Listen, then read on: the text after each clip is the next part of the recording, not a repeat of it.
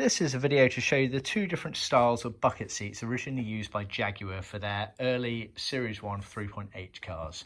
So Series 1 3.8 XKEs, or E-Types as they're more commonly known, they offered the open two-seater Roadster, and they also offered the two-seater fixed head hardtop version of the car.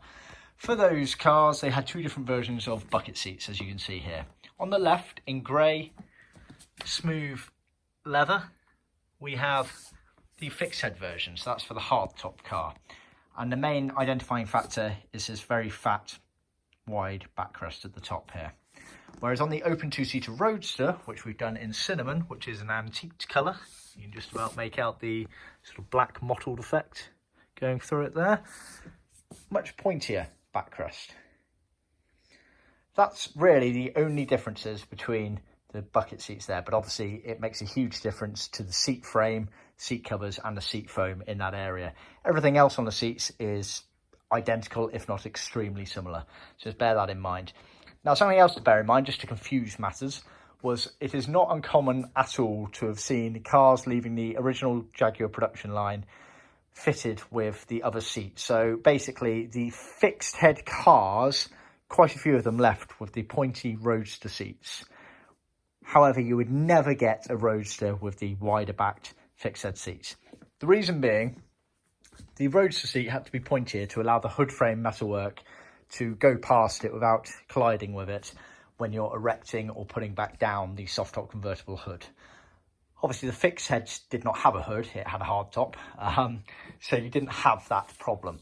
So basically, these seats here would fit into a fixed head car. However, these seats here would not fit into a Roadster because the hood frame would hit into the seat. So, like I say, not uncommon at all to see Roadster seats fitted to fixed head cars. So we always recommend that you send us some photos of your seat frames to avoid any confusion whatsoever. It's a very well-known thing that Jaguar would have just grabbed whatever seats they could to get the car off the factory production line without any extra delays. And if there are a set of Roadster seats lying around and they needed to get a fixed head off the line, then they would just grab those Roadster seats and plonk them in the fixed head. So just bear that in mind. Like I say, apart from that, they are extremely similar. The original spec for them was majority leather. Pretty much everything you're seeing there is leather. The only element of vinyl would have been the surround used on the cushion front surround area. So that's vinyl, as is that there. And then they also used a material called Moquette on the backs of the backrests. Moquette is a thin, unbacked carpet material, or carpet-like material rather. It's a very high wool content, so it's a very luxurious, high-quality material. Jaguar commonly use this on a lot of their XKs, the 120s to 150s, the early E-Types, and some of their saloons as well. They used it on the backs of seats, wheel arches, things like that. Very nice material, ties in nicely with the carpets on the floor, complements, etc. So it's a nice material to use, offsets the colours tonally very nicely. So they've been made to original spec.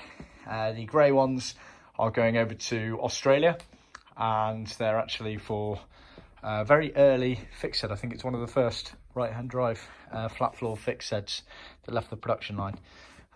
So excited to see the results of that when it's all sat in the car. The cinnamon ones are going to somewhere over in continental Europe somewhere, I forget, it's Bulgaria maybe.